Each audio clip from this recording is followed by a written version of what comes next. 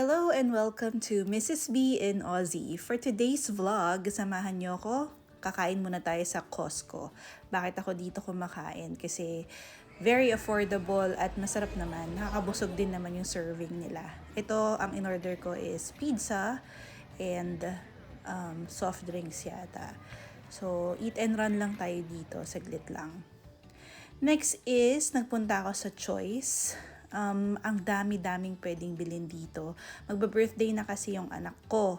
So, kailangan kong bumili ng mga bagay-bagay para sa birthday niya. So, as you can see, ang daming mga gamit dito. Meron yung mga pangbahay. Meron naman tong mga, ano bang tawag dyan? Mga artsy-artsy things.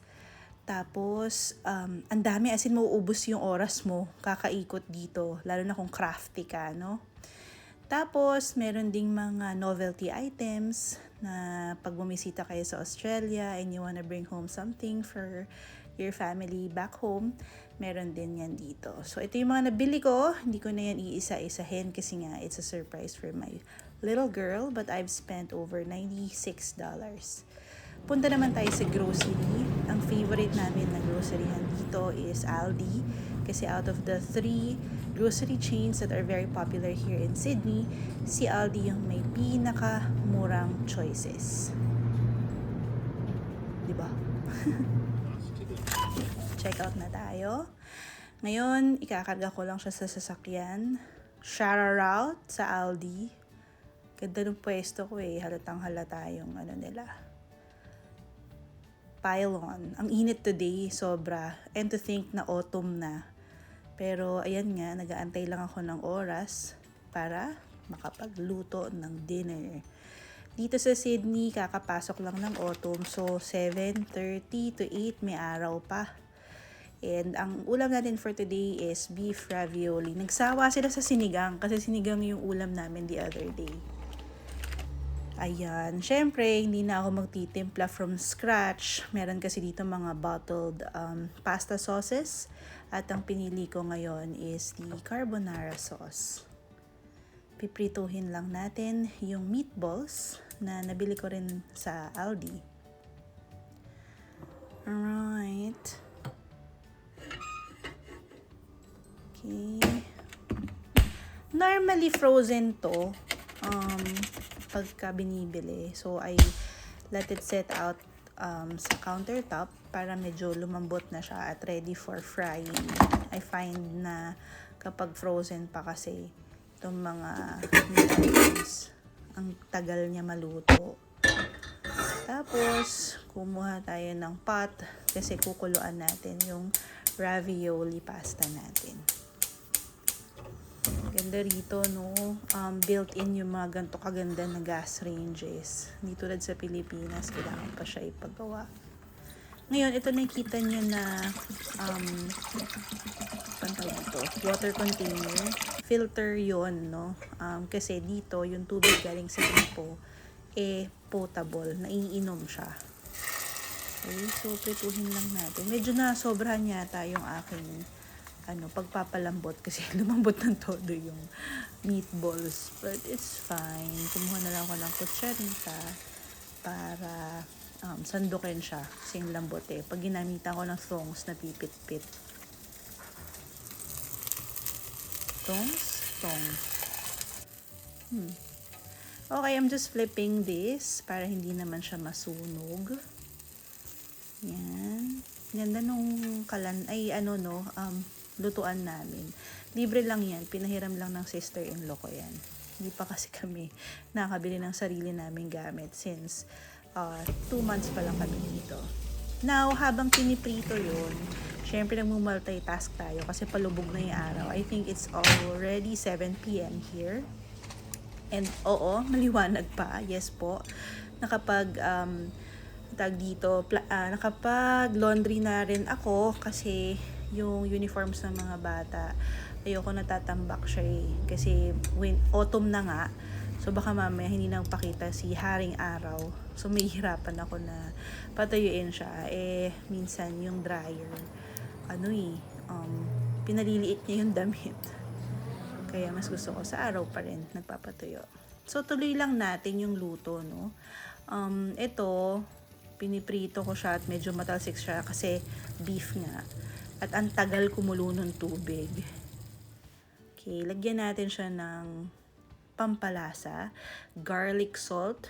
You can also buy this from Kohl's or meron ding version si Aldi nito or meron din sa Costco niyan. So sa Woolies.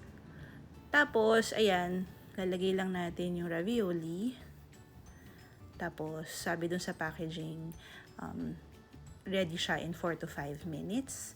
Halu-haluin lang natin to make sure na lahat ay nalalagyan ng water. Alexa, set a timer for 5 minutes. 5 minutes. Ngayon, dyan na yung mga bata sa kwarto at ang nakakainis lang, pag kumain sila, iniiwan nila yung mga chips sa mesa o kung ano yung gamit nila sa mesa. So, kailangan ko pa siyang likpitin para makapag-set ng table.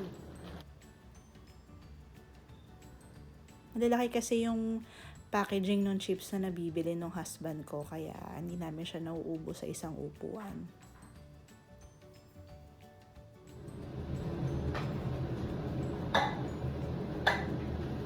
Yung table pala na nakuha namin, second hand ko siya nakuha.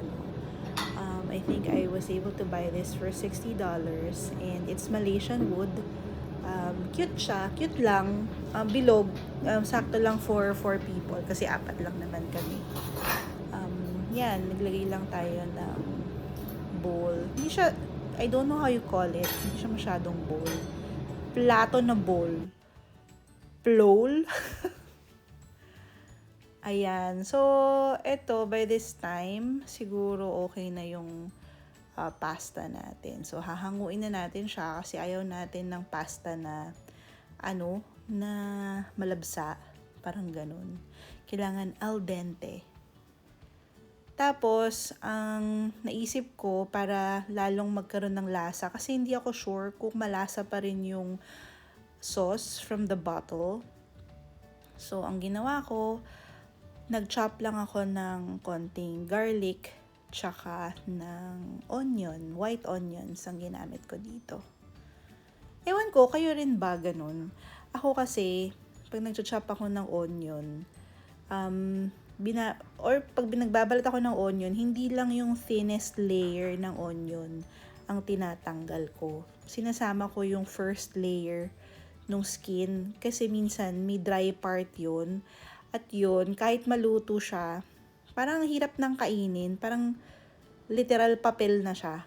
Kaya gusto ko siyang tinatanggal. Ayan o, ang tigas na niyan eh.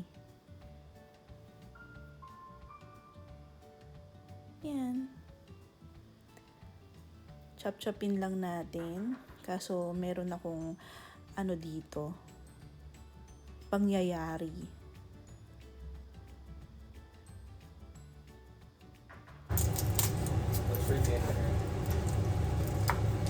Mama.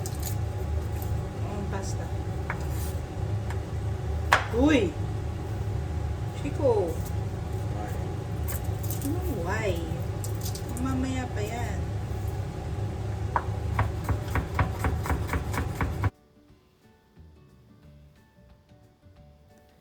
So, yun. Yung panganay ko yun, si Sid.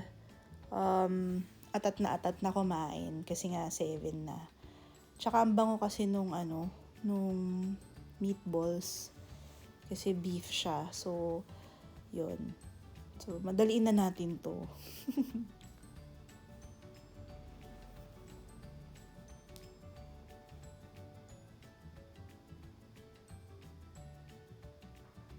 Parang professional lang, no? Pero sa totoo lang, miyak na ako niyan eh. Kasi nga, ang tapang nung juice ng onion. Juice? Juice ba tawag dun?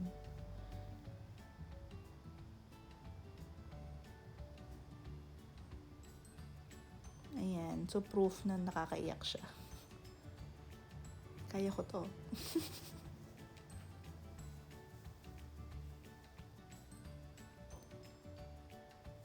Kalimutan ko yung pasta. I-drain na natin siya. Yan. Dito pala sa Australia, may sariling tapunan yung mga food wastes. Hindi siya pwedeng ihalo dun sa general waste tsaka sa mga recyclable. So, yung maliit na basurahan na yun, lalagyan yun ng mga biodegradable materials. Okay, mukhang malambot na yung ating ravioli. Yan, mainit-init, umuusok-usok pa. So, ang gagawin natin dito, hinahango ko na yung mga meatballs. Kasi ayoko siya ma-overcook. Tapos, gigisa ko na yung garlic tsaka onions sa olive oil. Tapos, tsaka natin ibubuhos ngayon yung carbonara sauce kapag medyo translucent na yung onion at medyo brownish na yung garlic sauce. Hindi na ako nagdagdag ng ibang flavoring or ng water. Hindi ko na siya dinilute kasi baka, alam yun, mawalan siya ng lasa.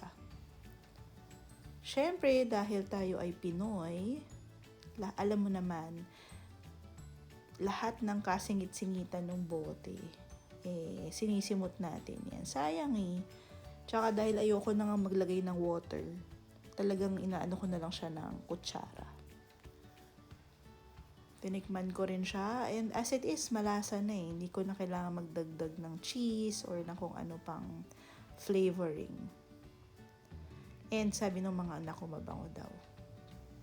So yan, kinukulo lang natin siya, tsaka pag ready na siya, ibubuhos na natin si ravioli. Pak! Ayan, yun lang, no? Medyo napadami yung aking pagbuhos, kaya nagkaroon siya ng splash. Pero yun nga, mix-mix lang natin, mekos-mekos. Ayan. So, para lang, makover. I don't think yung ravioli maraming sauce. I don't know, I'm not Italian. So, syempre, huwag nyo rin akong sitahin kung, hindi bagay ang carbonara sa ravioli. Kever na, no? Okay na yan. Basta makakain. And in fairness, masarap siya. Lamang tiyan din yan. Init. So, mag-plating tayo. Kasi malapit na umuwi at makarating sa bahay ang husbandry ko. Lalagay ko lang yan sa plato. And then, gagawin nating topper yung meatballs. Diba? Hindi lang spaghetti ang may meatballs, pati ravioli. Tapos, meron pala akong furikake. I don't know why I thought of it, but supposedly parsley lang. Pero naisip ko na rin na dagdagan din ng konting lasa.